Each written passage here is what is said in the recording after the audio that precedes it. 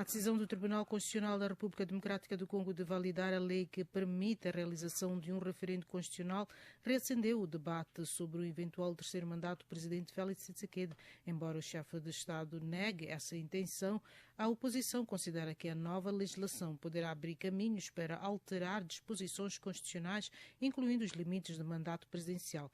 O tema surge numa altura em que o país enfrenta graves desafios de segurança no leste, com os confrontos envolvendo o grupo rebelde M23 e o novo surto da ébola. Para analisar as implicações desta decisão, conversamos com o Dr. François Dias, jurista e analista político guineense. Muito boa noite, Dr. François, bem-vindo aqui ao programa. Obrigado. Boa noite. Sim, doutora, qual é o significado político da decisão do Tribunal Constitucional de validar esta lei do referendo? Bom, eu não vi a lei do referendo admitido pelo Tribunal Constitucional, mas pela situação que tem sido vivida nos últimos tempos, a grande maioria dos opositores estão preocupados com a questão do terceiro mandato que frequentemente o presidente Félix Tshisekedi tem insistido a levar a cabo. Por isso é que esta lei poderá, de facto, colocar em causa o princípio da legalidade e da constitucionalidade dos mandatos e abrir mais uma vaga para algumas situações de ilegalidade, porquanto esta norma que vai fazer o referendo não chega aos patamares da própria Constituição. Daí que mais uma situação de ilegalidade poderemos estar dentro de algum tempo. Doutor, e na sua perspectiva, esta legislação pode de facto abrir caminho para um terceiro mandato do presidente Félix Tshisekedi, apesar das limitações previstas na Constituição? Em princípio não pode, porquanto a própria Constituição consagra que o presidente da República tem direito a 2 mandatos. Agora, abrir fazer um referendo para perguntar ao povo se é possível abrir um terceiro mandato, isto, com nós sabemos que as garantias de fiscalização deste referendo poderão estar em causa, coloca toda uma perspectiva da constitucionalidade e, sobretudo, porque nós não podemos estar a fazer emendas para fazer terceiro ou quarto mandato, porque com o terceiro mandato o quarto já não é mais uma história. Sim, doutor. E que impacto poderá este debate de ter na estabilidade política e no ambiente eleitoral da RDC até as próximas eleições? Portanto, nós sabemos que a República Democrática do Congo é um país rico, né, e que tem muitos contrastes com a capital Kinshasa, com muita vivacidade musical e cultural, né, com muitos empresários, né, mas a RDC é um país ainda muito pobre, né, apesar de ter muita riqueza que poderia ser aproveitado. Ora, abrir este terceiro mandato, em vez de concentrar na resolução dos problemas do povo, na resolução das grandes questões, quando há outros cidadãos que poderiam perfeitamente substituir o próprio Félix Tshisekedi, nós sabemos como é que isso depois termina em espancamentos, em mortes, e, portanto, nós não poderemos esperar grandes situações, mas esperamos que esta lei, se vier a ser aplicada para outras situações, eventualmente, como eu não conheço poderemos ter uma situação mais ou menos pacífica, desde que não entre nesta história do terceiro mandato, porque o povo precisa, nesse momento, de aguardar para uma boa administração, em que nós todos sabemos que a África está muito atrasada e que a RDC também faz parte desta linha da pobreza. E como é que interpreta as críticas da oposição que considera esta reforma uma ameaça às salvaguardas constitucionais e ao Estado de Direito?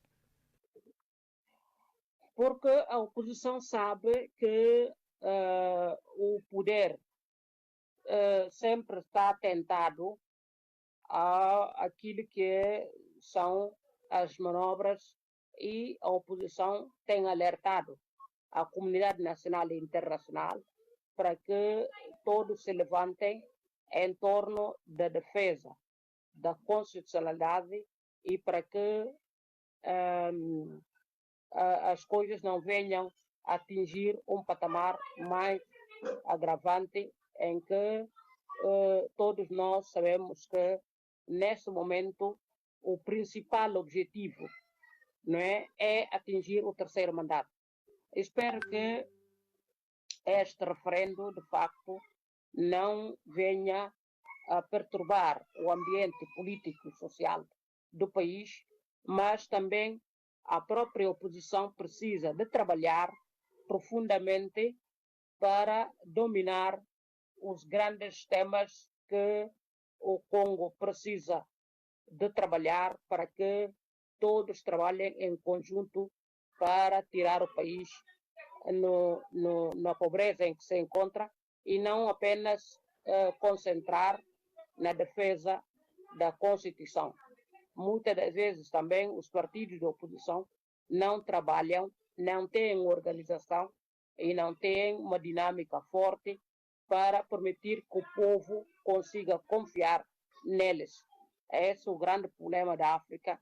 Por isso é que muitas das vezes os governos acabam por aproveitar essa situação e se transformar em ditadores. Espero que tudo isso vá ao encontro do povo, para que o povo do Congo seja restabelecido mais rapidamente, para que possa viver como temos uma grande abundância nesse país.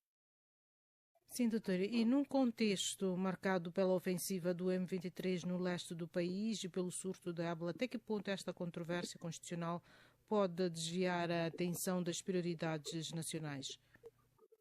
Lá está um país concentrado com muitos problemas, problema da Ebola, problema da revolução da M23, que deveria constituir uma prioridade número 1 para chamar os opositores, né, e a esse movimento, para que se faça um diálogo franco, aberto e inclusivo, para que todos possam estar nas prioridades da governação e assim alinhar as forças para trabalhar para que o Congo possa se restaurar. E mais essa questão de ébola, que é um grande mal que está atacando este país e os países congêneres, vai até a Guiné-Conakry e até a Guiné-Bissau. Portanto, que nós todos sabemos qual é o seu impacto. E deveria constituir uma grande preocupação, nesse momento, o presidente Félix Tshisekedi trabalhar para que a população consiga encontrar o caminho de restaurar, não é? E para que este movimento possa ser de uma vez por todas, as suas questões, as suas reivindicações possam ser salvaguardadas na Constituição e nas demais leis e quadro que a República Democrática do Congo, portanto, sustenta. É daí que eu acho que estas questões de salvaguarda do terceiro mandato não vai resolver o problema, mas muito pelo contrário, irá agudizar ainda mais a situação. Por último, doutor, que lições este caso pode oferecer a outros países africanos sobre a importância do respeito pelos limites constitucionais, dos mandatos presidenciais e da independência das instituições judiciais?